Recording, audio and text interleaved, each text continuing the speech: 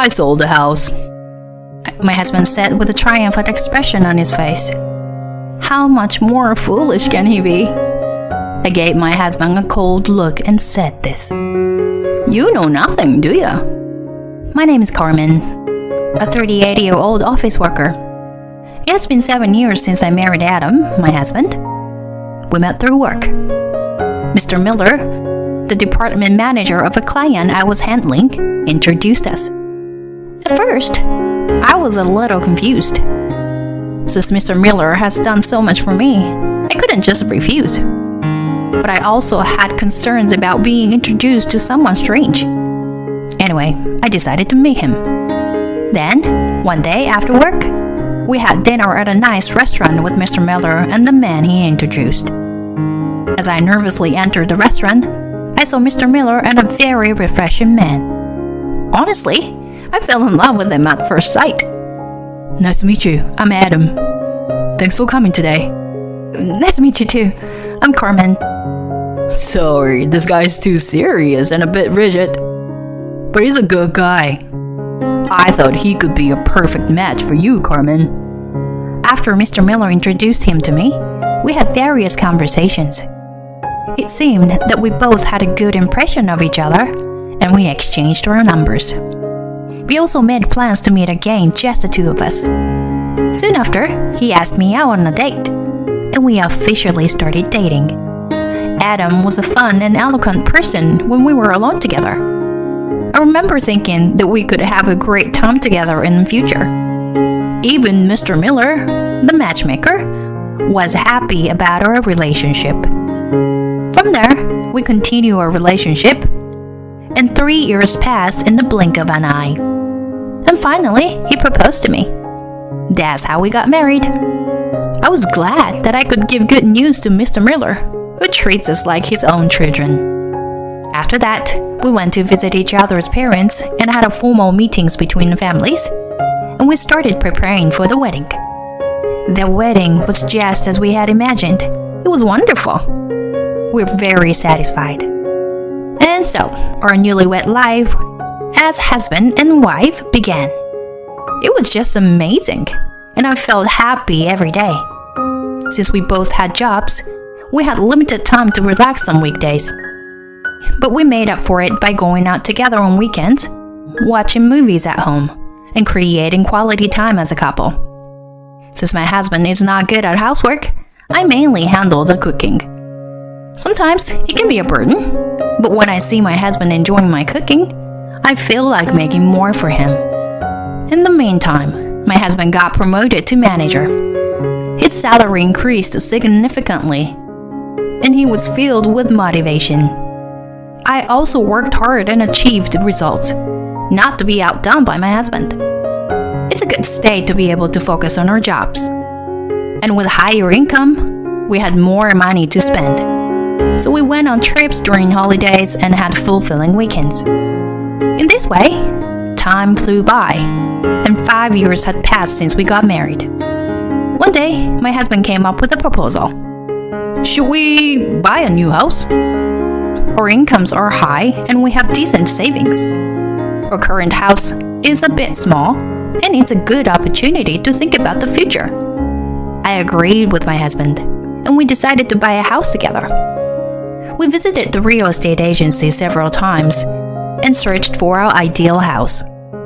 After a few months, we found a house that perfectly matched our criteria. We moved in right away and started our life in the new house. It's very comfortable. The house had more rooms and a great location, so it was relatively expensive, but we considered it a long-term investment. I believe that decision was a good one. When the house is comfortable, it helps balance our lives. We were able to focus more on our jobs than before. Before I knew it, I got promoted in my company, and my income increased even more. Time flew by, and although we were still leading a relatively happy life, there was one problem. We were having difficulty having children. We started trying to conceive shortly after getting married, so we were starting to feel a sense of urgency. Due to the influence of this issue, the communication between us as a couple started to decline slowly. Lately, my husband's been coming home later, and we rarely have meals together.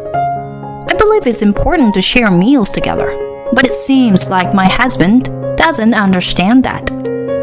Frustrated by these days, I couldn't help but complain to my husband. Hey, can we make more time for each other as a couple?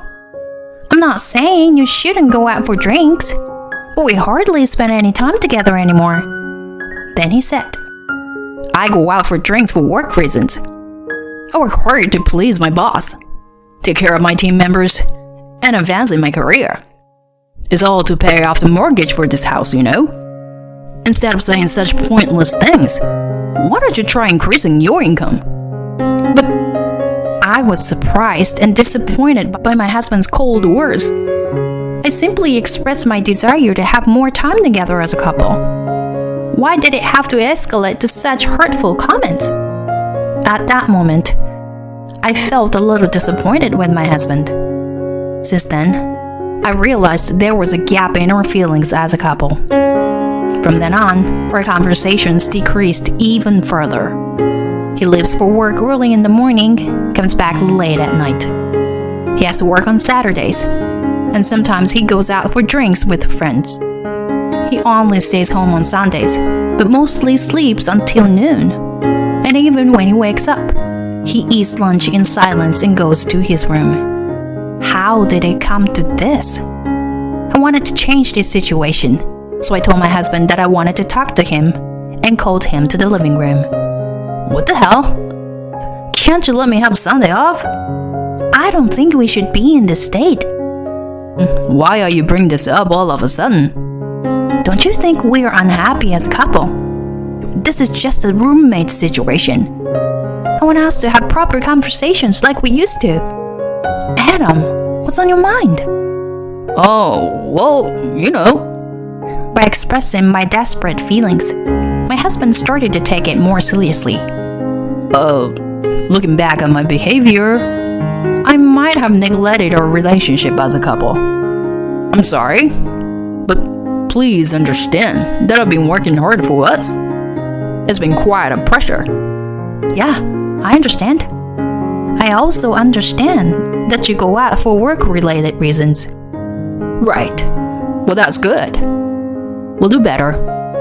By having an honest conversation, we were able to resolve the Cold War situation a little. From then on, our conversations increased, and we started having meals together at home even on weekdays. Your cooking is delicious, Carmen. Thanks, I'm glad. It seems like we're slowly returning to being a happy couple as before. However, something unexpected happened during that time. Huh? Leukemia? I was diagnosed with leukemia at the hospital. I was completely stunned by this unforeseen situation.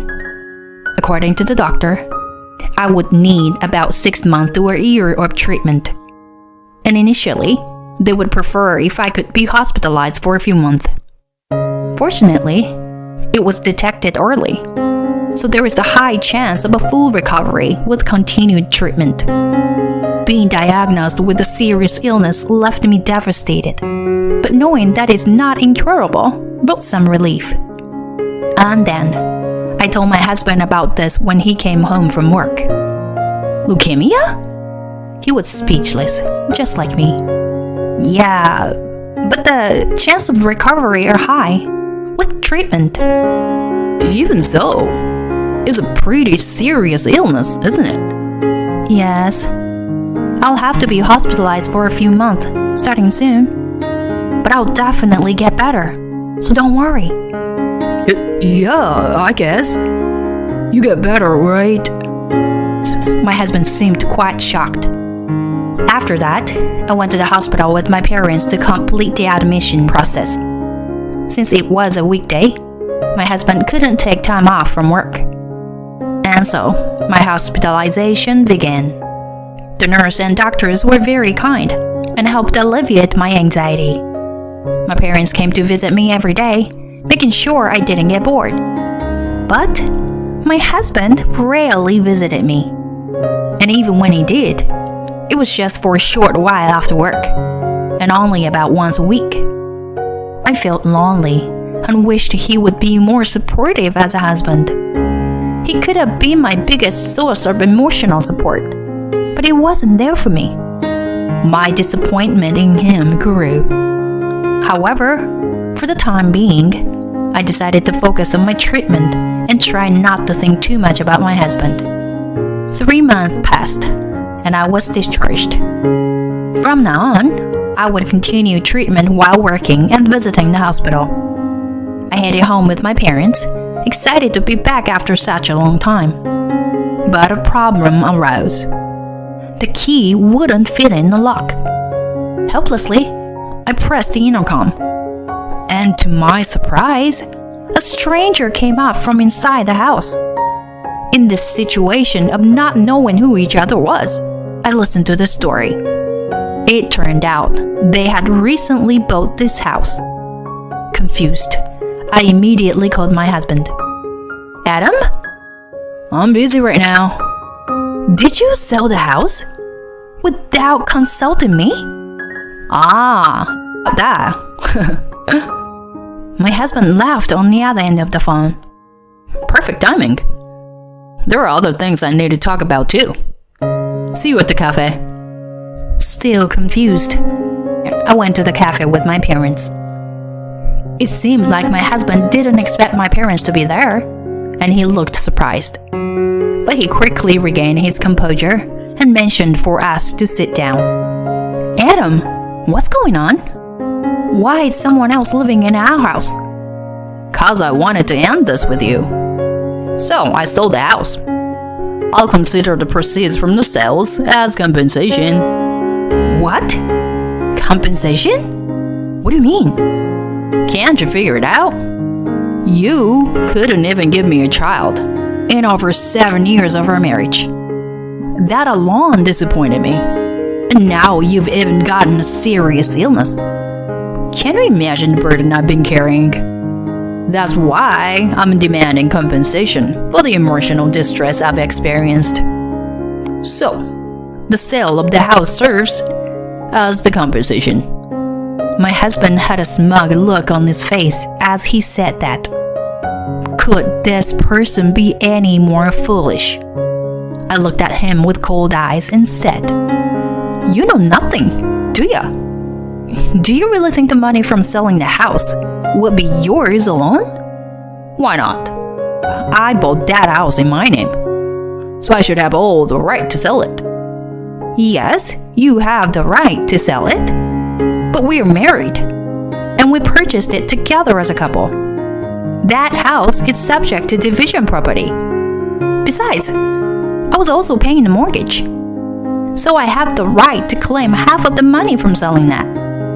Don't mess with me. I want to acknowledge that. Whether you acknowledge it or not is irrelevant.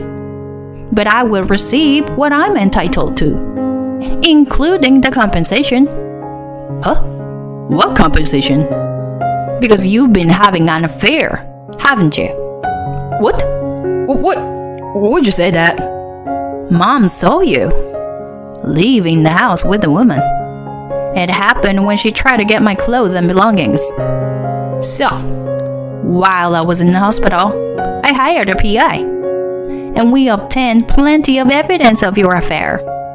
I said that and laid out the evidence photos on the table. Stop it! Why are you doing this here? My husband frantically gathered the photos. It won't change the fact, you know? You wanted to start a new life with your affair partner, using the money from selling that house, right? But in the end, you still have to pay me compensation. I'll also demand compensation for the emotional distress from you. Go ahead and try. I'll fight back, even if it goes to court. I guess you want to have a lawyer who will fight for you based on your petty reasons. And if you have to pay legal fees, it will likely end up in a negative balance, even if you receive compensation. I had already thought I couldn't live with you anymore. So it saved me trouble that you sold it first. Oh, it seems like you also disposed of my belongings without permission. As for that, yeah, I suppose I should consult the police. Oh, wait a minute. I get it. Alright. Just please, spare me. My husband suddenly pleaded with me, but there was no way I would forgive him for this. Before long, we each proceeded with the divorce process. When I reported the details of the divorce to Mr. Miller, he was outraged. Mr. Miller repeatedly apologized to me, even though he had done nothing wrong. Actually, at that time, Mr. Miller had been promoted and was in the position of executive director. It was terrible enough that my ex-husband had an affair while his wife was suffering from leukemia, and even sold the house without permission during my hospitalization. Perhaps due to his preoccupation with his mistress, my ex-husband's work attitude had become sloppy, and he became subject to demotion. His salary plummeted, and his career advancement came to a halt. Of course, my ex-husband, who suddenly became poor, was abandoned by his affair partner as well. It was all karma for his actions. I hope he experiences it fully. On the other hand, I returned to my parents' house and balanced work and treatment with their support. The treatment was progressing well, and the doctor told me that the chance of a full recovery were increasing. I intend to continue working and striving for complete recovery.